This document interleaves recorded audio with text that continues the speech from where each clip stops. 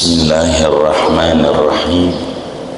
Alhamdulillahi rabbil alamin. Wassalatu wassalamu ala sayyidina Muhammadin wa ala alihi wa sahbihi ajma'in. Allahumma inna nastahdika li arsyadi amrina wa zidna ilman yanfa'una. Qala al-imam al-muallif rahimahullah wa anhu, dan diriwayatkan daripada Abdullah bin Zaid radhiyallahu anhuma annahu ra'an nabiyya sallallahu alaihi wasallam ya'khudhu li udhunaihi ma'an, bahwasanya Abdullah bin Zaid yaitu melihat oleh beliau akan kanjeng Nabi Muhammad sallallahu alaihi wasallam ya'khudhu li udhunaihi, mengambil oleh Nabi untuk dua telinganya Nabi, ma'an akan air baru, khilafal ma'il ladzi akhadha li ra'sih, bersalahan dengan air yang mengambil Nabi untuk kepalanya Nabi. Akhrajahul Baihaqi, hadis ditakhrijkan oleh Imam Al-Baihaqi. Wa huwa inda Muslim min hadzal wajhi bilafzi wa masakha bi ra'sihi bima'in ghairi fadli yadayhi, dan dia hadis ini menurut Imam Muslim dari ini jalur dengan redaksi wa masakha bi ra'sihi, dan mengusap oleh Nabi dengan kepalanya, bima'in mengusap dengan air, ghairi fadli yadaihi di luar sisa dua tangannya, wahwal mahfudhu, dan ini yang dihafal. Wallahu alam bissawab.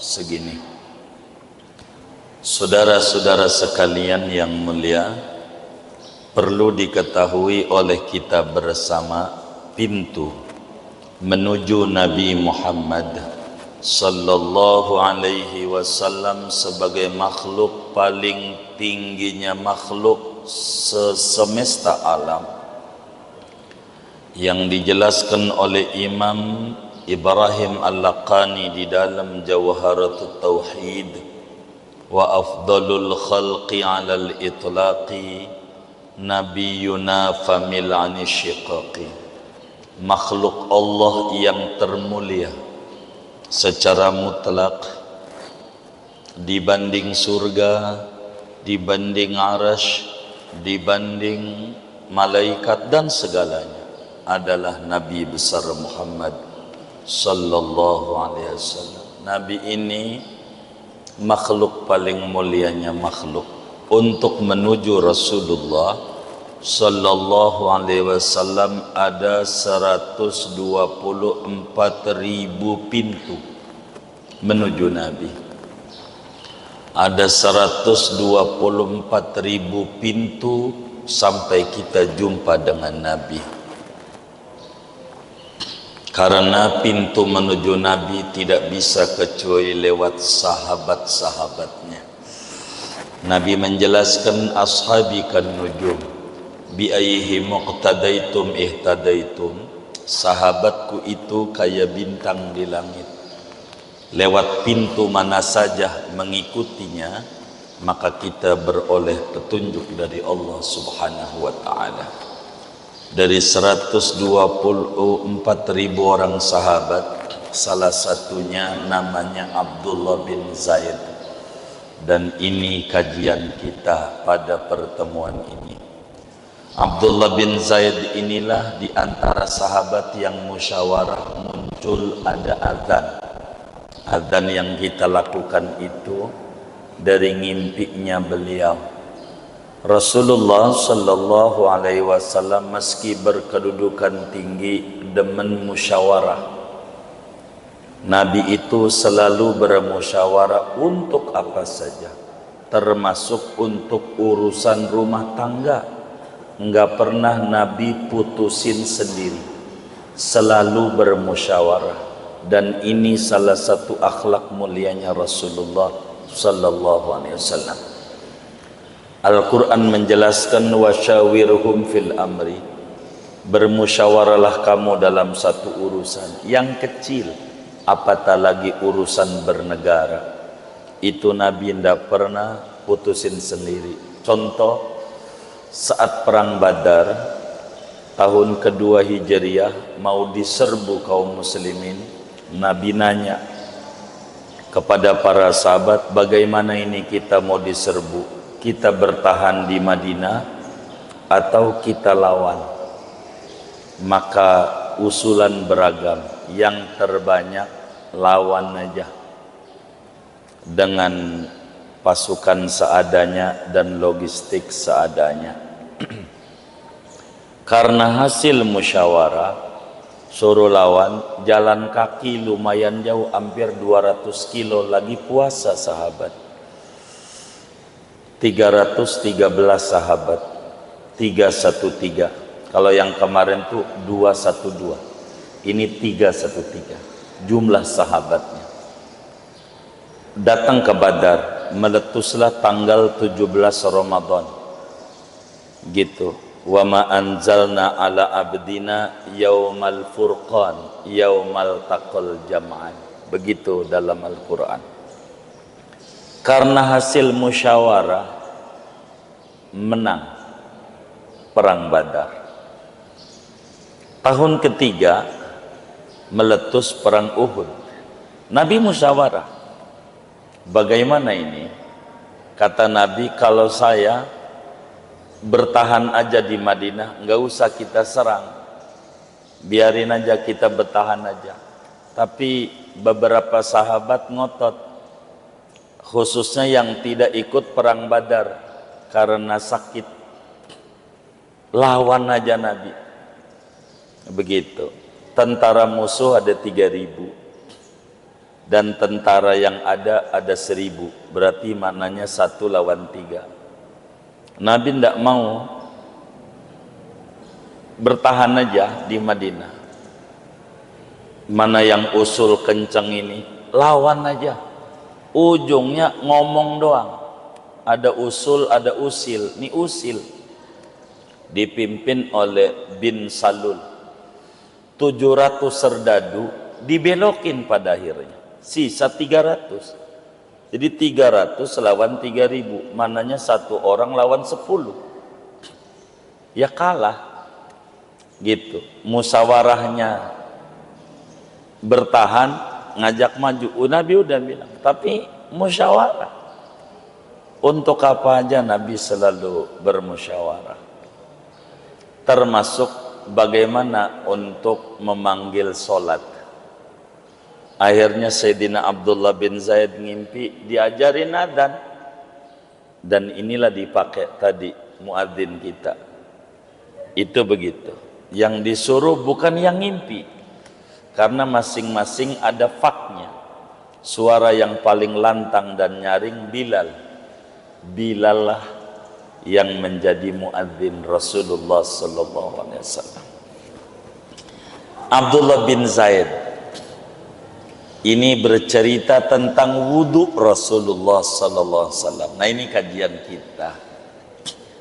Kata beliau, saya melihat kanjeng Nabi sallallahu alaihi wasallam berwudhu ngusap kuping, bukan dengan air bekas kepala. Ngusap kuping bukan pakai air bekas kepala. Dalam riwayat yang lain, karena ini riwayat Imam Baihaqi, Imam Muslim dalam Sahih Muslimnya menyampaikan, Nabi ngusap kepala bukan bekas tangan. Tuh, ada 2 materi kita. Sesudah kita sedikit berbicara Abdullah bin Zaid, ini berbicara bagaimana wudunya Rasulullah. Para sahabat itu telaten, para sahabat itu teliti. Apa saja gerak-geriknya Nabi diperhatikan. Maka Nabi ngusap telinga bukan pakai air bekas kepala. Kenapa muncul ini? Ada hadis yang lain, al-udunani minar ra'si, telinga itu bagian dari kepala. Berarti kalau pakai hadis itu, basuh telinga nggak usah.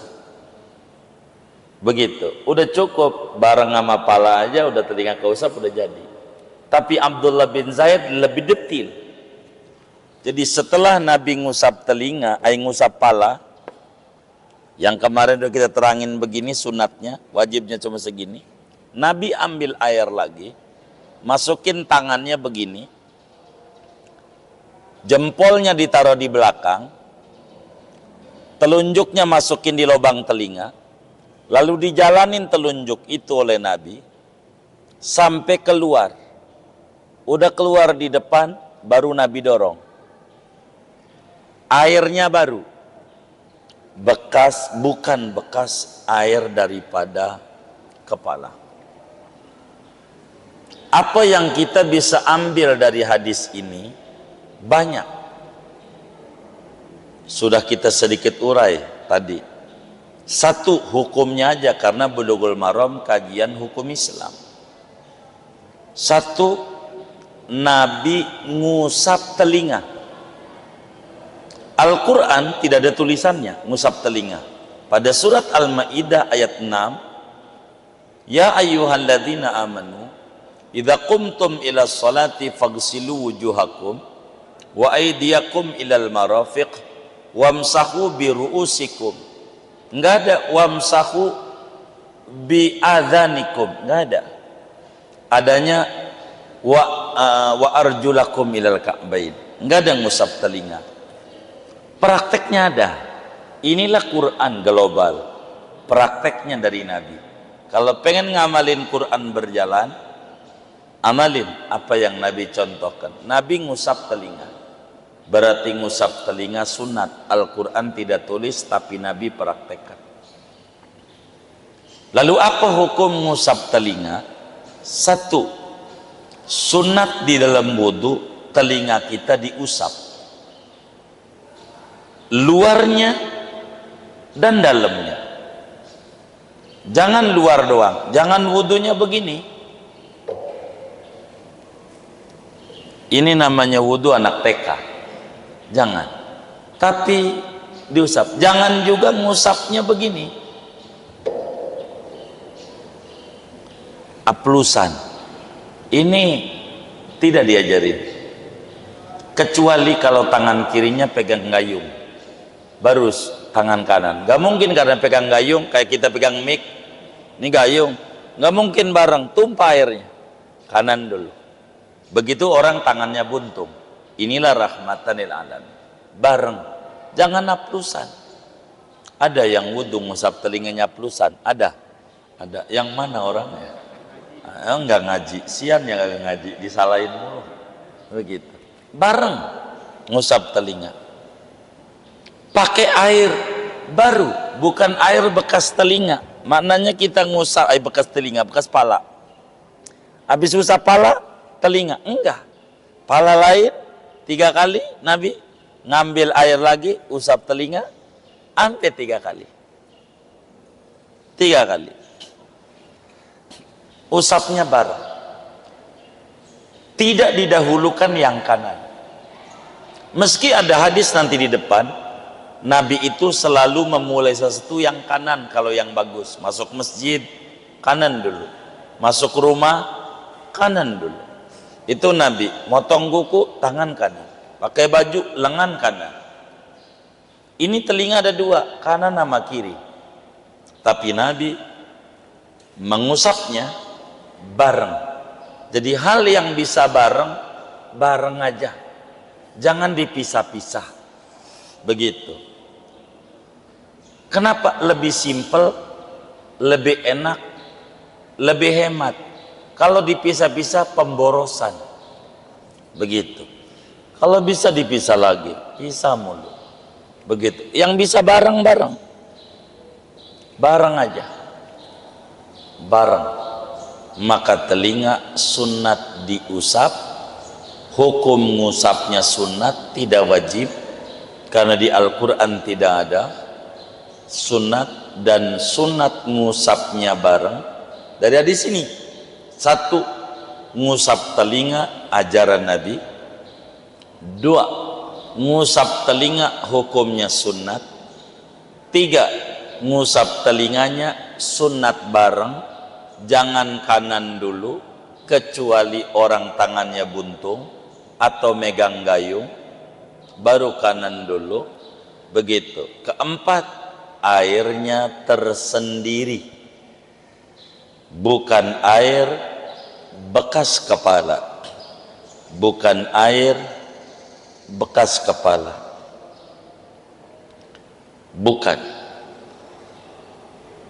bukan air bekas kepala. Itu begitu. Artinya air tersendiri. Begitu. Mana lagi yang kita bisa ambil? Berikutnya, mengusap kepala jangan menggunakan air bekas dua tangan, sebab ini fardu.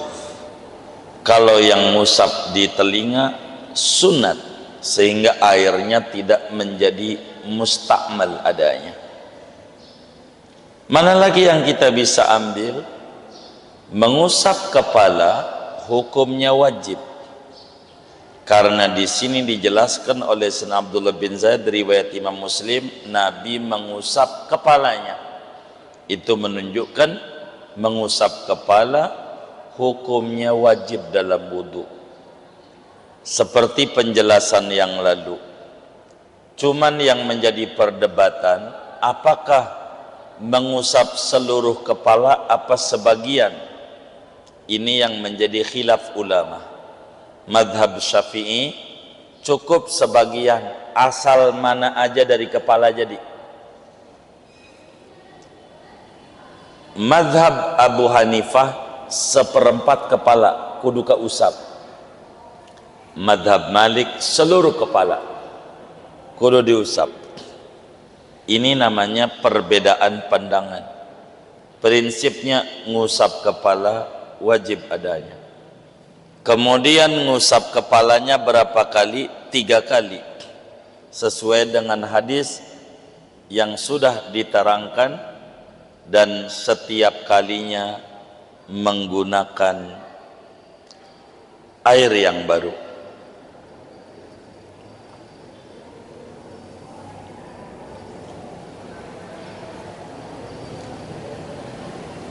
Arti menggunakan air yang baru tidak kemudian memberikan pengertian air itu menjadi mustakmal adanya, tidak.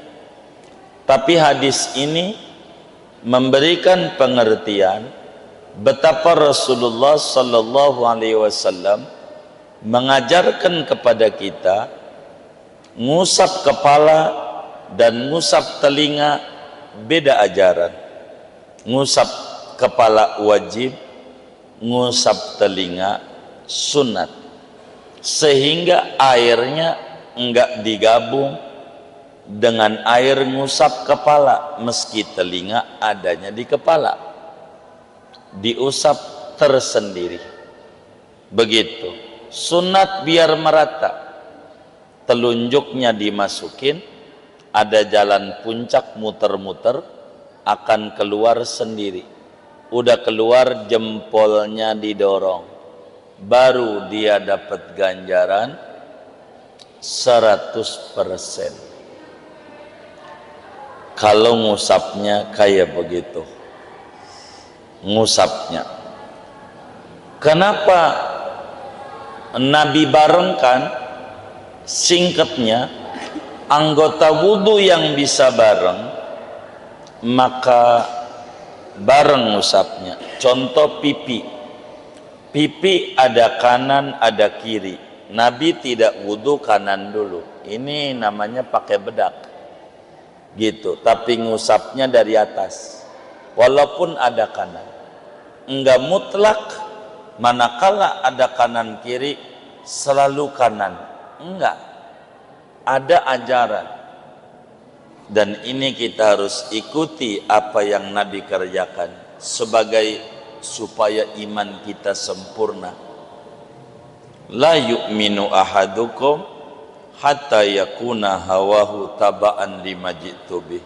Tidak sempurna iman seorang kamu sehingga pemikirannya mengikuti ajaran yang aku bawa. Bila Nabi bareng, ya bareng. Bila Nabi kanan dulu, kanan dulu.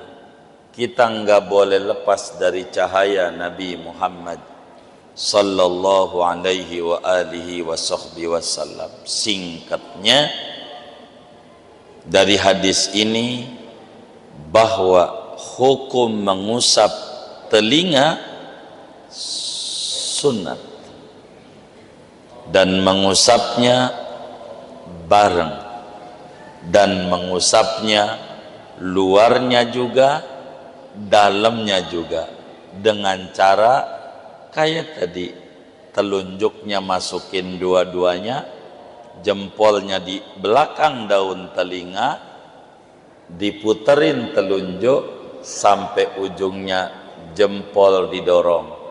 Ada satu ajaran lagi, isti'ab. Apa itu isti'ab? Yaitu sesudah telinga diusap 3 kali, udah ambil air sampai 3, pinggir ini belum tentu kena air, pinggirnya sunat isti'ab. Jadi pinggirnya merata. Makin banyak anggota wudhu kita mengikuti isbagul wudhu, kesempurnaan dalam wudhu, makin besar nilai kita di mata agama. Muslim tidak boleh asal-asalan di dalam ini ibadah, sebab wudhu pintu menuju salat. Ulama berkata, man lam yakhsha biwudu'ihi lam yakhsha fi salatih. Siapa yang tidak rapih pada wudunya, niscaya sulit rapih pada solatnya. Kenapa solat kita kurang berasa? Dari dulu kita solat, kudunya juga solat itu memberi dampak perubahan yang luar biasa dalam kehidupan seorang muslim. Lagian kita solat bukan baru dari dulu. Kenapa? Bisa jadi wudunya kurang rapih. Sebab wudu pintu awal menuju kesempurnaan di dalam kita punya solat. Sehingga apa yang telah disampaikan oleh Sayyidina Abdullah bin Zaid, bagaimana beliau memperhatikan cara ibadahnya Rasulullah sallallahu alaihi wasallam, bagaimana para sahabat Nabi amat sangat telaten ngebimbing kita. Inilah pentingnya kita ibadah, pentingnya ngaji bersanad. Enggak boleh kita asal Google doang, kudu ngaji. Kenapa? Karena ini yang paling penting, talaqi namanya, ngaji. Begitu. Tanpa ini kesulitan kita. Sahabat itu amat sangat luar biasa memperhatikan gerak-geriknya Nabi Muhammad sallallahu alaihi wa alihi wasallam, sehingga betapa lengkapnya Islam nyampe ama kita, tinggal muslimnya mau dekat enggak sama Nabi. Kalau enggak, kayak kasus yang ada, kan kita dengar di berita, ada anak bunuh bapaknya, bunuh neneknya. Kenapa itu kayak begitu? Mana tinggalnya di Jakarta Selatan lagi, daerah kita, kan malu juga. Begitu. Jujur aja penyebabnya, kagak mau duduk di majelis ilmu. Kalau duduk insya Allah nggak dapat kayak begitu. Begitu berita yang beredar kriminal.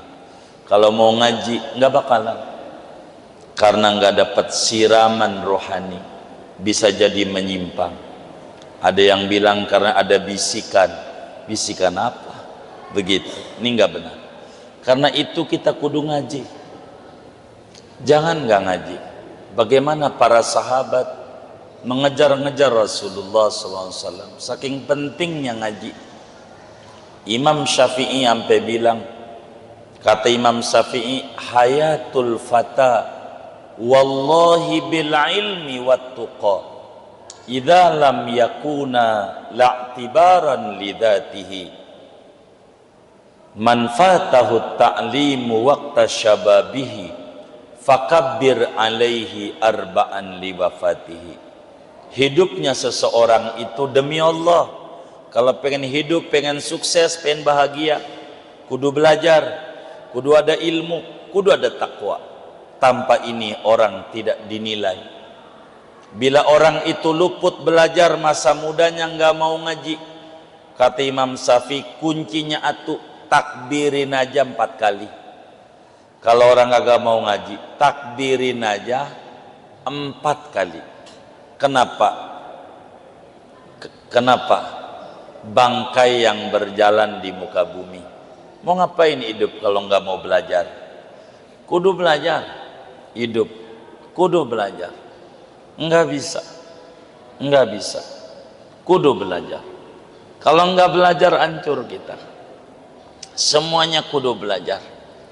Kudu belajar. Ini yang paling pokok.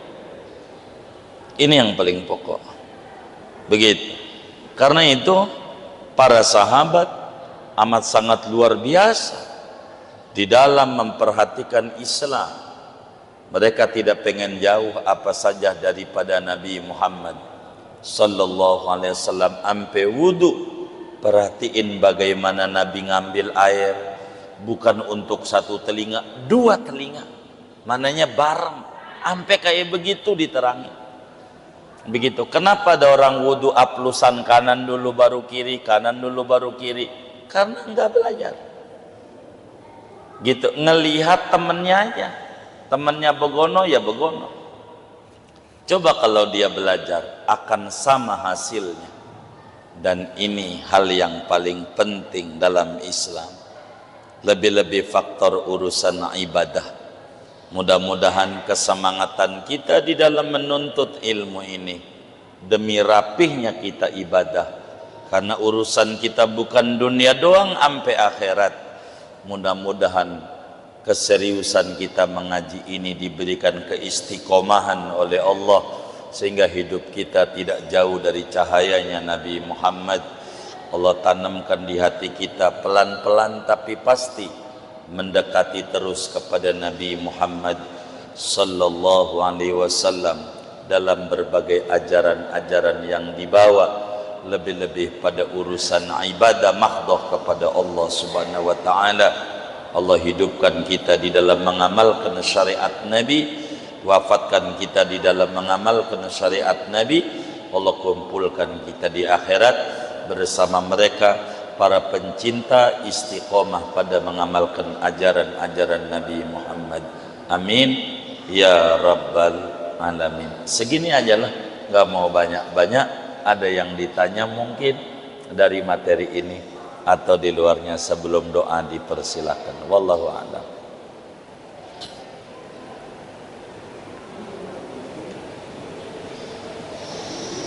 Assalamualaikum warahmatullahi wabarakatuh. Waalaikumsalam. Aku ingin bertanya Pak Ustaz. Gini Pak Ustaz. Dan aku punya teman.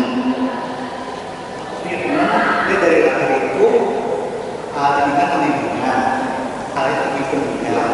Tetapi semenjak pas dia kecil itu dia mau jalan sama ibu sendiri. Pas sampai dia dewasa, dia mungkin meminta sesuatu, tapi ayah ini kan mengambilkan dia aja. Nah, dia kan saya anak mungkin gitu. Kemudian dari setelah dia tinggal apakah dan itu dari kita kemudian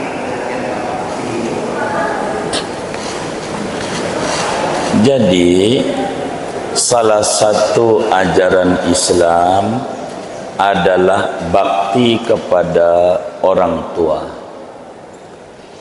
digandengkan oleh Allah kebaktian kita kepada Allah, indikatornya kudu bakti ama orang tua. Dalam Al-Quran Allah jelaskan, wa qadha rabbuka alla ta'budu illa iyyah wa bil walidaini ihsana. Allah telah perintahkan kita bertauhid yang benar dan berbuat baik kepada ayah bunda kita. Sama ada ayah bunda kita seagama dengan kita atau tidak, kita kudu baik sama dia. Sama ada ayah bunda kita masih hidup atau sudah meninggal, kita disuruh berbuat baik sama dia. Sama ada ayah bunda kita ngopenin kita ataukah tidak, kita disuruh berbuat baik kepadanya. Bahkan di dalam surat Luqman dijelaskan, anishkurli wali walidaik, bersyukur kepadaku dan kepada kedua orang tuamu. Andai dirasa oleh kita ayah kita kurang baik sama kita dilarang oleh agama durhaka kepadanya. Enggak boleh, kita harus hormat dan harus berbuat baik kepada kedua orang tua kita. Tidak boleh kita ada dendam, tidak boleh kita ada kecewa kepada orang tua kita. Karena dia telah melahirkan kita, kita bisa tahu meruya karena lahir dari dia. Kita tahu segalanya lahir dari dia. Kata Nabi, man lam yashkurin nas lam yashkurillah.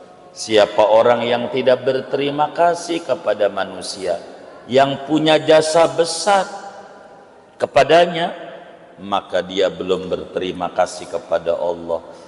Dan di antara jasa orang tua kita, ngelahirin kita, ngandung kita, dan seterusnya.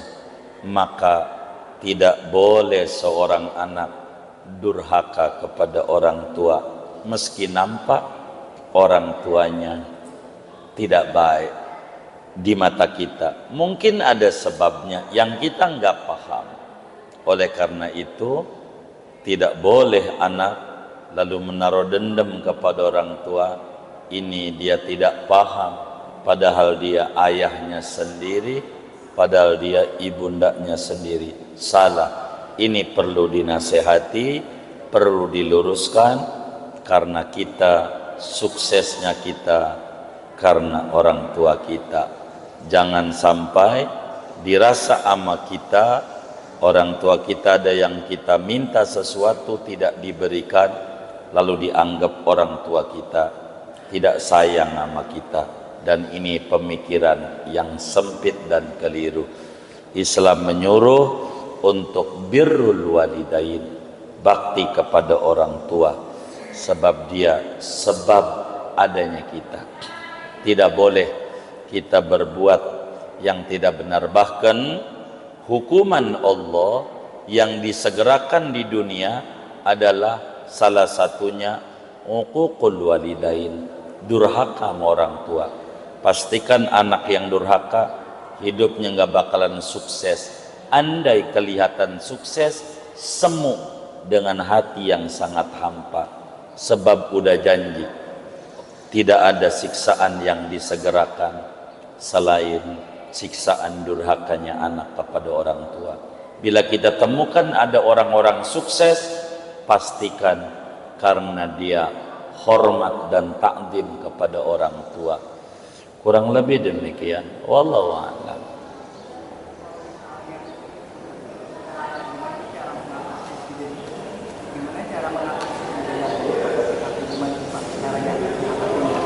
Iya, bagaimana cara mengatasinya? Ini banyak faktor. Jadi karena yang ditanyakan ini kan ada orang yang sakit, lalu nanya sama dokter. Dokter kan cuma ngira-ngira doang nanya. Teman saya ini badannya panas. Kenapa ini? Maka dokter kemungkinan bisa aja badannya panas habis berjemur, bisa aja badannya panas karena di pantatnya dikasih bawang putih, jadi panas, bisa aja panas ini karena demam. Jadi untuk menerangkan tuntasnya amat sangat kesulitan karena bukan pelakunya, hanya kira-kira. Ada orang makan bakso lalu nanya sama kita, enak nggak? Ya kira-kira doang, karena yang makan dia. Jadi bagaimana mengatasinya? Temennya itu dipertemukan, nanti bakal kita bantu untuk mengatasi. Begitu mengatasi, memindahkan ini aja belum tentu komplit nih omongan sama dia menyampaikannya. Maka karena itu kalau dibilang temennya amat sangat sulit saya untuk menjawabnya, kecuali hanya kemungkinan dan kemungkinan. Sama seperti sulitnya ada orang makan bakso nanya enak tidaknya sama saya, ini rada repot begitu. Hanya kemungkinan enak tandanya nambah dia. Ya hanya begitu yang kita bisa jawab. Kurang lebih demikian. Wallahu a'lam. Sudah baik kalau sudah doa. Ustaz Hadid.